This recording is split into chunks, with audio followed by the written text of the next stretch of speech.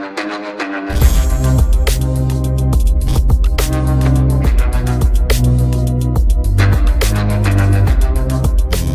आते हैं section 2 of the video में, एंड ये होने वाला है गेट एस्पिरेंट्स के लिए।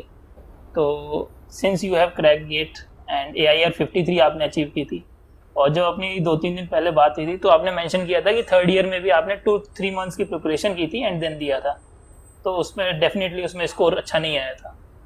बट आपने 1 ईयर की जो प्रिपरेशन की पूरी, उसके बाद यू हैव अचीव्ड AIR 53। तो आपके अकॉर्डिंग कौन सी मिस्टेक्स हैं एक स्टूडेंट को अवॉइड करनी चाहिए during the preparation, keeping in mind उसके पास सिर्फ 6 मंथ्स का टाइम है या फिर 1 ईयर का टाइम है? पहले तो मैं वही बोलूंगा कि अटेम्प्ट तुम थर्ड ईयर में भी देना। मैंने थर्ड ईयर में 3 महीने पढ़ के अटेम्प्ट दिया था, तो कुछ 40 अराउंड मार्क्स आ गए थे और क्वालिफाई हो गया था। तो तब मुझे वो पता चला था कि मैं क्या गलती कर रहा था और गेट का पेपर होता कैसा है, तब मुझे वो आइडिया आ गया था। तो थर्ड ईयर में गेट देना जरूरी है। इतना कुछ हेल्प नहीं होगा, पर 5% भी अगर हेल्प हो रहा है ना तो कर ले वो चीज। तो वही फिर मुझे समझ आया कि अच्छा ये मैं गलती कर रहा था, मैंने रिवीजन नहीं किया, पढ़ बहुत सारा लिया, याद कुछ नहीं है, तो फिर मतलब क्या है, इससे अच्छा तो रिवीजन कर लेता हूँ। तो फिर वही है, फिर मैंने अगले साल वही ध्यान में रखते हुए ऑनलाइन कोचिंग ले ली थी मैंने गेट एकेडमी की। बाकी EII मेरे हिसाब से अच्छी है, EII के ले सकते हो, EII रिकमेंड करूंगा मैं। और तो वही वैसे चलता गया, और मैं बहुत लकी था कि मेरा कोविड बैच था, तो मुझे टाइम बहुत मिलता था, मेरे ऑनलाइन लेक्चर्स होते थे, मैं तो नहीं करता था मैं अपना गेट का पढ़ता रहता था। और मेन चीज तो भाई गेट में ऐसा है ना कि तुझे याद काफी कुछ रखना है, वो हो जाएगा अगर तू डिसिप्लिन में चल रहा है और शेड्यूल में चल रहा है। तो मैंने डिसाइड कर रखा था कि ये महीने ये करूंगा, मैं ये महीने ये करूंगा। 3 महीने पहले सिलेबस खत्म हो जाएगा, 1 महीना रिविजन, 2 महीना पेपर, ऐसे बहुत कुछ डिसाइड करके रखा था। तो एक डायरेक्शन मिलती रहती है, एक डेडलाइन होती है, तो तू एफिशिएंसी भी बढ़ती है। बाकी ये सब कर सकता है। गेट के एग्जाम इज ऑल अबाउट कि तेरी कंसिस्टेंसी क्या है।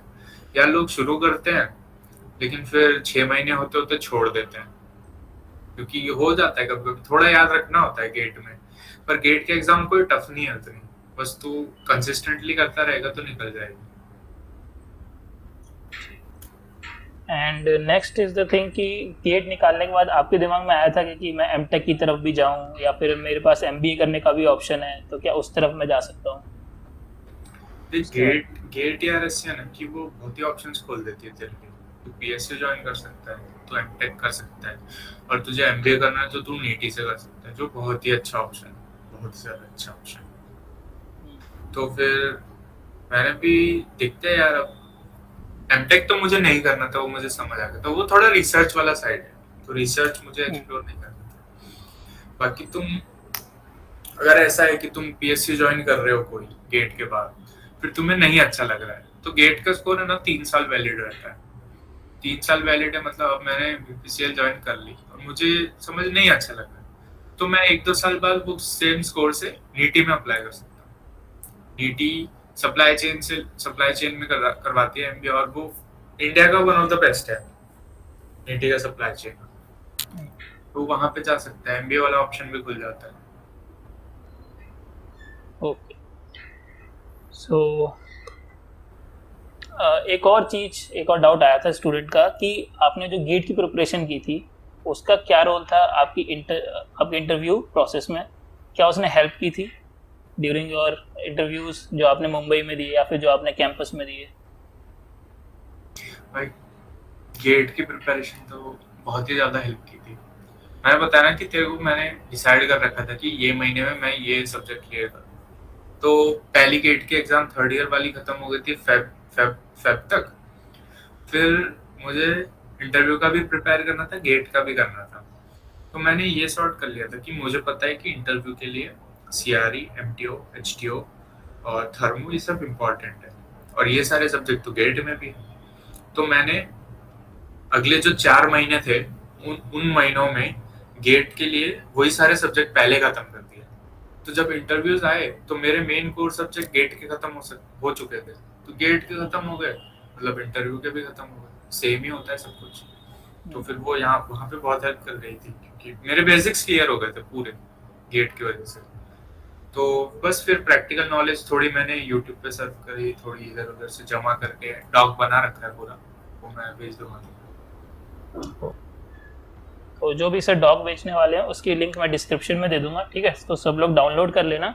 बाकी जो अपने कॉलेज से स्टूडेंट्स हैं उनको तो पर्सनली अपन शेयर कर देंगे। सो अब आपसे जब बात हुई थी तो ये भी पता चला था कि 4 कैंडिडेट्स टोटल सिलेक्ट हुए थे अपने कॉलेज से बीपीसीएल में, तो उसमें से एक कैंडिडेट अनफॉर्चुनेटली मेडिकल आउट हो गए थे। सो यहाँ पर हेल्थ और फिटनेस का काफ़ी इंपॉर्टेंट रोल प्ले होता है, जैसे हम देख सकते हैं। तो आपके अकॉर्डिंग ड्यूरिंग कॉलेज टाइम एक स्टूडेंट कैसे अपनी हेल्थ पर ध्यान रख सकता है एंड फिटनेस मेंटेन कर सकता है? देखिए यार, हेल्थ एंड फिटनेस तो मैं बोलूँगा कि one of the most important है। क्यों? देख, अगर तुम ऐसी कुछ कुछ कंडीशंस होती है जो एक्सेप्टेबल नहीं होती है, जैसे तू अगर कलर ब्लाइंड है तो फिर तो यार मुश्किल है केमिकल इंडस्ट्रीज, क्योंकि चाहिए होते हैं कलर ब्लाइंड। तुझे पता होना चाहिए कौन से कलर का कौन सा सिग्नल है, रेड है तो फिर वो अलर्ट है, ऐसे सब। तो कलर ब्लाइंड ऐसे कुछ कुछ कंडीशंस होती हैं। बहुत ही एक्सेप्शन हो जाता है कि तू नहीं मेडिकल आउट हो जाएगा, क्योंकि इतना टफ नहीं होता मेडिकल का, अनलेस कुछ सही में दिक्कत हो। तो अब फिटनेस का ऐसा है कि यार कॉलेज में मुश्किल हो जाती है फिटनेस मेंटेन करनी। मेरा भी बहुत ही ज्यादा हो गया था ओवरवेट, तो फिर मैंने जिम ज्वाइन किया था सेकेंड ईयर में। सेकेंड ईयर में तू कर सकता है क्योंकि इतना लोड नहीं होता तेरे पास। सेकेंड ईयर में जिम, और मैंने काफी वेट लॉस कर भी लिया था वहाँ पे। फिर थर्ड ईयर में ऐसा है कि तू नहीं कर पाएगा शायद, क्योंकि मैं तो यही रिकमेंड करूंगा कि थर्ड ईयर में जितना हो सकता है उतना काम करो। थर्ड ईयर बहुत जरूरी है। और उसके अलावा अगर तुम्हें फिजिकल फिटनेस मेंटेन करनी है तो हाई इंटेंसिटी वर्कआउट आते हैं, कार्डियो। यूट्यूब पे सर्च करना हाई इंटेंसिटी वर्कआउट कार्डियो। तो 20 मिनट के वर्कआउट होते हैं या 15 मिनट के होते हैं, वो विदाउट फेल हर रोज करना। वो उसमें डंबल्स नहीं चाहिए, वो तू घर पे कर सकता है। तो वो मैं भी करता था विदाउट फेल हर रोज। उससे तेरा क्या, एटलीस्ट तू लूज नहीं करेगा, गेन नहीं करेगा, तेरा बॉडी वेट एटलीस्ट मेंटेन रहेगा, टोन रहेगा तू। तो वो कर सकते हो यार, और मैं रिकमेंड करूंगा करना, क्योंकि तेरा माइंड भी फ्रेश हो जाता है उससे। मैं गेट के वक्त भी करता था। ओके, तो अब जैसे प्लेसमेंट सीजन आता है तो काफ़ी प्रेशर बिल्डअप होने लगता है। हम देखते हैं कि हमारे फ्रेंड्स की लग रही है, अपनी नहीं लग रही, ठीक है। और दूसरी चीज़ ये रहती है कि जस्ट एक दिन बाद इंटरव्यू है तो एंग्जाइटी बहुत हो गई, रात में नींद नहीं आती कुछ स्टूडेंट्स को, तो डेफिनेटली वो इंटरव्यू पे इफेक्ट करती है। तो आपने कैसे कोप अप किया था एंड किस तरह से सिचुएशन को डील करना चाहिए? देख, ये तो बहुत ही अच्छा सवाल है भाई, कि वो जो प्रेशर आता है ना इंटरव्यू के 5 मिनट पहले, 10 मिनट पहले, कानों में हार्ट बीट सुनाई देने लग जाती है। तो देख, ऐसा है, मैंने तुझे बताया ना कि हर इंटरव्यू है ना एक क्वेश्चन से शुरू होता है, इंट्रोड्यूस योरसेल्फ।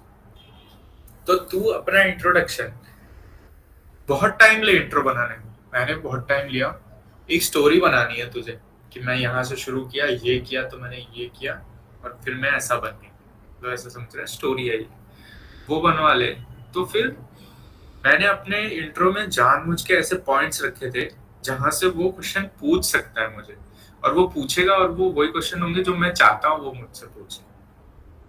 तो फिर अब मैंने इंट्रो दे दिया, तो एक समझ उसने मेरा पॉइंट पकड़ा कि मैं मैनेजरियल हेड था। अब वो पूछेगा मैनेजरियल हेड में आपने क्या काम किया, मुझे पता है मैंने क्या काम किया, मैं क्या सीखा मुझे पता है, मैंने क्या चैलेंज फेस किए मुझे पता है। तो फिर वो इंटरव्यू मेरी डायरेक्शन में चलने लगा। मैं कॉन्फिडेंट हूँ यहाँ पे, तो मुझे आता है, मुझे पता है। तो बस वही, अब जैसे और टेक्निकल इंटरव्यू हो गया समझ, वो बोल ही देगा कि तुम्हारा फेवरेट सब्जेक्ट बताओ।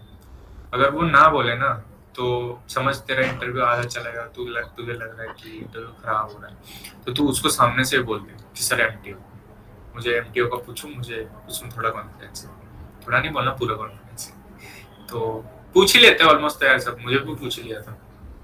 एमटीओ एचटीओ बोल देता हूँ मैं।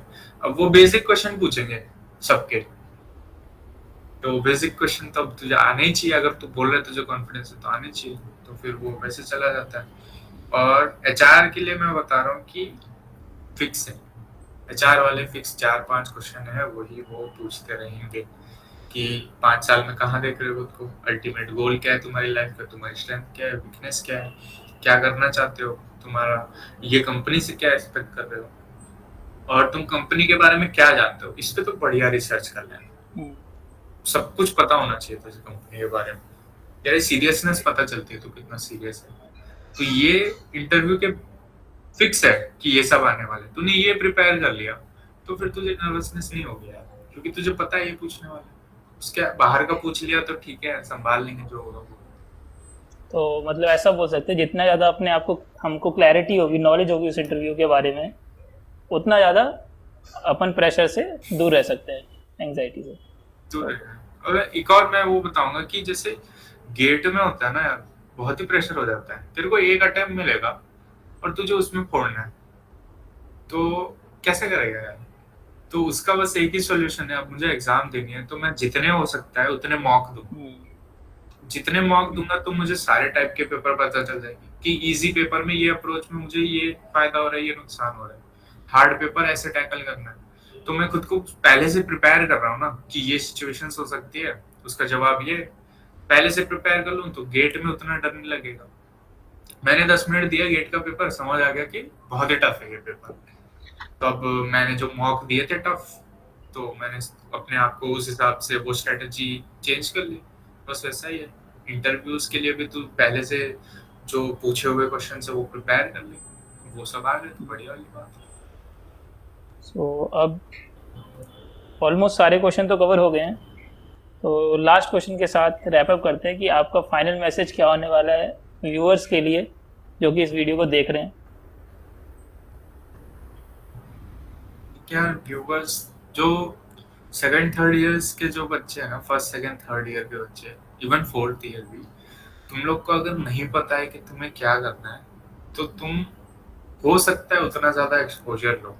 बस मुझे ये चीज थोड़ी लेट समझ आई थी, सीनियर्स को इंटरेक्ट किया फिर समझ आया था। उसके बाद थर्ड ईयर में है ना, मैं खाली बैठा ही नहीं हूँ, मैंने बिल्कुल खाली, जो हो सकता है कंपटीशन, जो हो सकता है क्लब, सब में पार्ट लिया है, ताकि सब में पार्ट लेगा ना तो यार तू डेवलप होगा और तुझे पता चलेगा तुझे क्या करना है क्या नहीं करना। और तू बहुत लोगों से मिलेगा, बहुत लोगों से मिलेगा तो उनकी जो नॉलेज है तू तू तेरे में आएगी, तेरी नॉलेज उनमें जाएगी, तो फिर तू बहुत ही इम्प्रूव हो जाएगा। तो बस वही बोल रहा हूँ कि कॉलेज में आए हो, एनआईटी आ गए तो चिल मत कर, बस जितना हो सकता है उतना एक्सपोजर लो, बाहर निकलो, कॉम्पिटिशन्स में पार्ट लो और खुद को इम्प्रूव करने में लग जाओ यार, तो हो जाएगा सब हो जाएगा। ठीक है, तो रैप अप करते हैं यार इस वीडियो को इसी के साथ, और आई होप आप सभी को मज़ा आया होगा।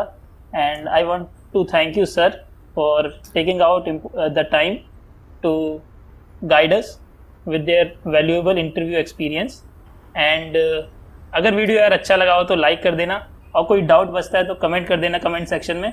एंड सर से हमने बात भी की थी, सर बोल रहे थे कि वेबिनार भी अरेंज करा सकते हैं। सो अगर आपके काफ़ी सारे डाउट्स होंगे then we can organize a webinar with sir and where you can discuss personally with him your doubts and he will surely answer you. Okay, तो तब तक के लिए मिलते हैं नेक्स्ट वीडियो में एक नए इंटरव्यू एक्सपीरियंस के साथ। So take care, keep growing, keep learning, good bye.